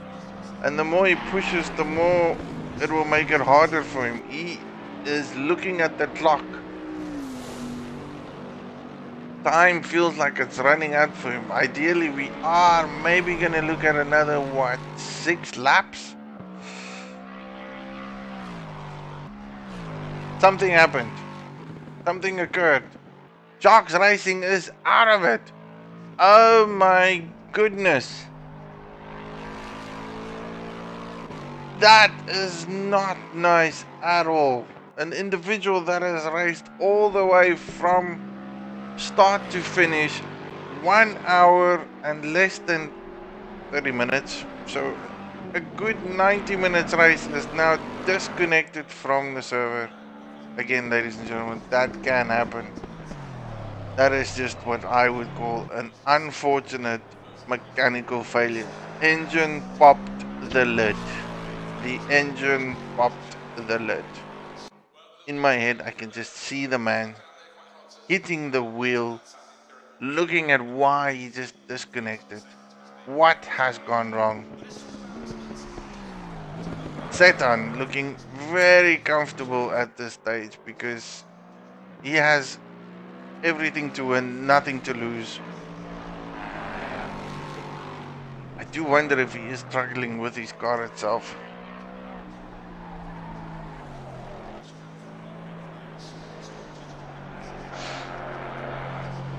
Oh, how devastating was that? And I was so looking forward to such a great ending. 2 individuals seem to have lost connection.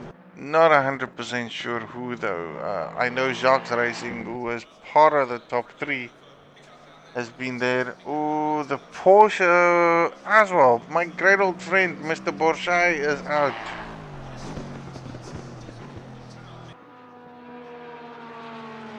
No, absolutely. Well, race must go on. Sunset's going down. Satan does look to be in position over there. Mr. Lock and Load in the Mercedes is 2nd place. And based on Delta, he is 12 seconds adrift from the leader. Then we do have Rainmaster, a guy I hardly featured throughout the race, in 3rd position now. He has now taken the podium, and I really think it's because 2 individuals went off, had a severe, catastrophic failure of internet disaster. I call it the internet disaster. It takes the engine out of the bonnet, throws it on the sideline, and then spits on it. Kapew. Gone, done and dusted. Jocks Racing, who was part of the top 3, as well as Mr. Bouchard. I mean, he was sitting comfortably in 4th position. He is also disconnected. We have lost 2 individuals now. I think the last 2 minutes, we just changed the grid completely. Rainmaster now comfortably in 3rd position, taking the final podium so far. Again, all up to him to win and lose. And then Goalie in 4th. With the Ferrari. Fastest Ferrari on track versus fastest Bentley on track at this stage. We have lost one during the course of the race. Lights are coming on, cars are putting it on. It's getting darker and darker as we speak. Nonetheless, we have probably about another 10 minutes of laps. I am gutted at all. I'm fairly sure everyone that watched the stream, everyone that voted and wanted Jacques Racing to win, absolutely gutted because he just got disconnected of his failure.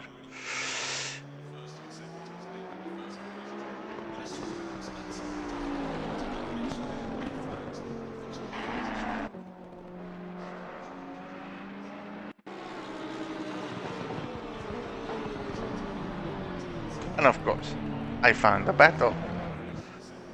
Joe 246 versus Curly Red. Ferrari versus Porsche. Oh, and there he goes off the track. Not nice, not nice at all.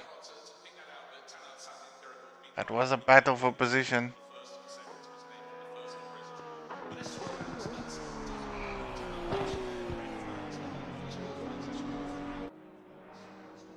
Very good looking Porsche, man. I love that black and green look and feel to it with the bright burning wheel calipers. 18 boys started the race. 12 boys will finish the race. Individuals are probably very gutted for those who have missed and dropped out. This was 100 minutes of racing on Suzuka. We still have 7 minutes left to go. We are currently on lap 44 by the leader. Some of these individuals are a couple of laps down. This event was brought to you by SOP Motorsport and collaboration of CRN. Actually a great event that they did too, man. I like the idea. A good race. Good thing. Good aspect. We've seen some good racing from start to finish. Clean grid starts from race to finish. Very few incidents between the boys. Well respected battles in between each other. Everyone fighting significantly hard and good. We have lost a few individuals along the line, which is always very unfortunate. We kind of call them racing incidents. I mean, engines go, cars break down, electronics go. It's always unpredictable. Definitely frustrating for a driver, especially if you put so much time and effort into it. Again, the immersion of the game itself is phenomenal, so it just feels like you are one with the car and then you lose it.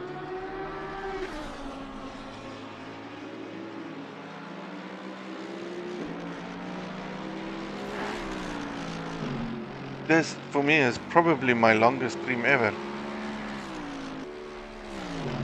that I've done. I can definitely tell you that I need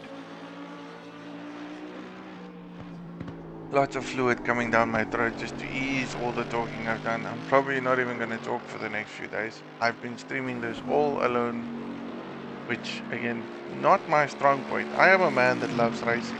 I climb behind the wheel, I sit behind the wheel, I enjoy it behind the wheel.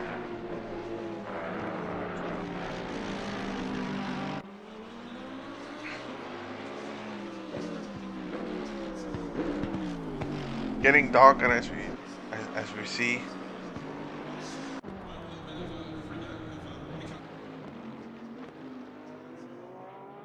Porsche and Ferrari, these two boys are fighting each other, still in contention. Last few minutes left. Taxi Man's been in the pits for quite a while. Not really doing much.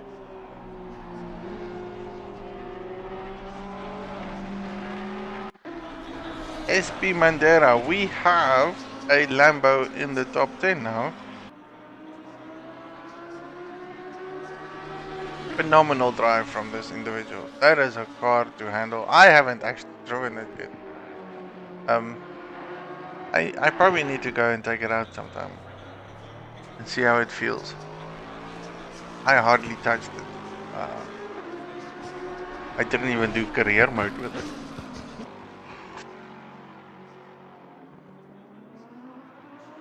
I for one just like good racing. Get into it with a couple of friends, get on track, open a server, and enjoy some esports racing.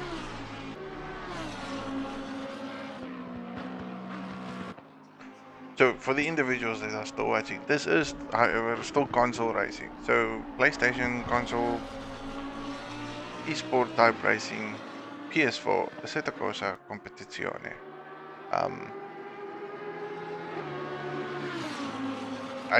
sim racing game that has evolved significantly throughout 2020.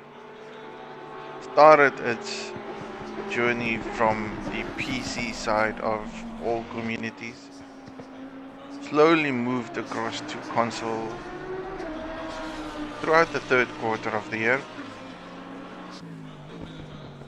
Now again, some individuals would indicate that there's still a lot of work to do, but the realism is there, the sound of the cars is there, competition is there, the various communities out there hosting these things are there.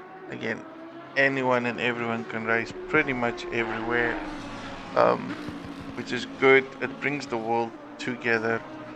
I have never met so many individuals in such a short time frame, making so many good friends on various communities and platforms throughout the world. Again, all the way from Australia, South Africa, Europe, Northern England, guys from America. Talking about guys from America, that is Goalie here, all the way from the United States of the US of A, in his Ferrari. All having the same passion, dream, enjoyment, fun and fulfillment. Taking racing, esports level, competing hard, wanting to win, driving us to move forward and compete, which makes it so much fun. For the individuals that are on the PC side of it, there is lots of good events going on in South Africa itself, which I am very well aware of. So Solidarity Esports Racing is hosting an event next week on PC, which is going to be phenomenal. Lovely prizes over there. So if anyone wants more information or needs more information, just come out, check us out. LOGISTICALNIGHTMARES.com. We have a Facebook page, we have an Instagram page, we have a Twitter page feed. As you guys are seeing, we're streaming on YouTube. We're now also streaming on Facebook. Again, big thanks to the guys from Facebook allowing us to stream here. Again, it's all from live stream anything. Do go out to them, hit their page, like their page, look at what they have, support, unite, be well. It's just absolutely fantastic how we can get everything across the globe united as one. Yes, and then of course we have a Discord community where all racing is held on. We have various different events. We cater at LNR for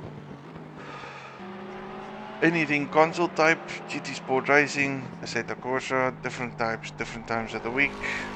Don't be shy. And then of course we have SOP and CRN. Great bunch of guys. Just met them over the last 2 or 3 weeks. Phenomenal. I mean, head out, support anyone. If racing is what you want, there is plenty of good guys out there. On the final lap, with the leader of the pack through the last few corners, he is definitely gonna finish it up in first position. Led the race from start to finish is what you would call it, where you could see had some battles in between there. Again, a few individuals did get disconnected off the racing line. It would have been so much interesting. Nonetheless, in second position we have Lock and Load coming through the grid. Last but not least, Rainmaster and Goalie for the final podium.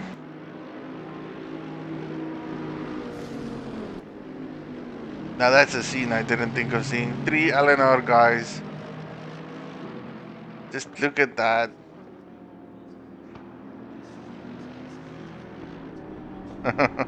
That actually looks very nice though. Slowing it down for the finish.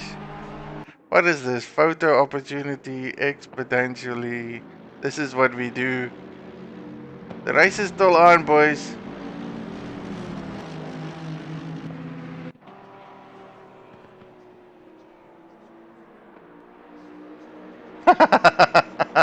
Have I ever seen something like this in my life?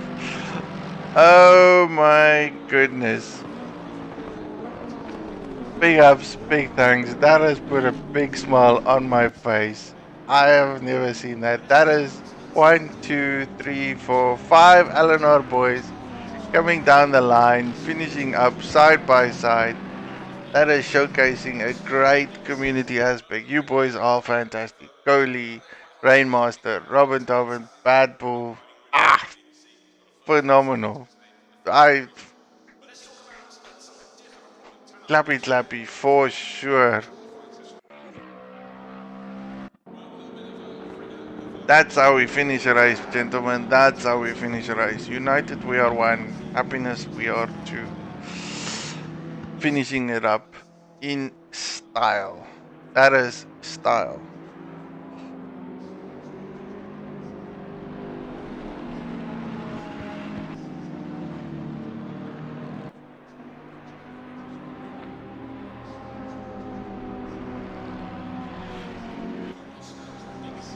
Never have I ever. Leader of the pack doing his victory lap. Well deserved race over there. Definitely big up to him. My focal point is on the LNR boys. Look, and the Ferrari one's standing off this complete server. And it's up. They're fucking knob.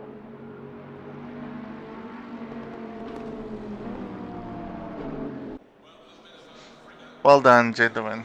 For those that have watched, I say a big thank you to you all. This was great. I hope I've entertained you. I have thoroughly enjoyed doing this. I have another one doing tomorrow night, so do stay tuned, man. Tomorrow night we have another endurance race, a lot longer. It will be hosted by Logistical Nightmare for Logistical Nightmare, and again, sponsored prizes up for grabs. It will be live streamed. You will catch me there tomorrow, same time, probably about the same place. It will be great fun, great entertainment, lots of anticipation.